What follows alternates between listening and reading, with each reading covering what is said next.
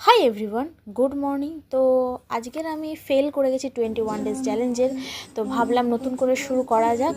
যাই হোক, এখানে একটু রিল্যাক্স করছিলাম আমি নিজেকে, গান শুনে চা খেতে খেতে। তোমরা বুঝতেই পারছো।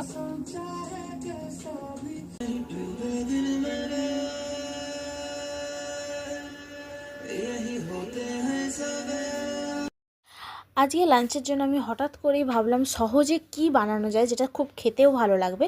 সেটা হচ্ছে একটা মিক্সড ভেজিটেবল, মানে সব রকম সবজি, আলু, চিকেন দিয়ে একটা ওয়ান পট রাইস যাকে বলা হয়, ঠিক আছে, সব কিছু একসাথে কষে নুন, হলুদ, লঙ্কা গুঁড়ো দিয়ে জল তুলে দিয়ে তাতে চাল দিয়ে দেওয়া। খুব ইজি, খুব কম টাইম নেয়, কিন্তু খুবই টেস্টি এটা খেতে। এটা রায়তা দিয়ে খেলে খুবই ভালো হয়, কারণ আমি রায়তা দিয়ে খেয়েছি, যেটা টেস্ট আমার খুবই ভালো লেগেছে। এবং সমস্ত কিছু এত সুন্দর সুসিদ্ধ হয়েছে এবং ফ্লেভারগুলো যেভাবে ঢুকে গেছে প্রত্যেকটা জিনিসের চালের মধ্যে, তো খুবই সুন্দর টেস্টি হয়েছে। আচ্ছা, কাদের কাদের এরকম মনে হয় যে খাই বা না খাই, খেতে পারি বা না পারি, এরকম স্ন্যাক্স, কালারফুল স্ন্যাক্স কিনতে মজা লাগে, খুব ভালো লাগে, মানে জমিয়ে রাখবো, মানে এরকম মনে হয় আর কি।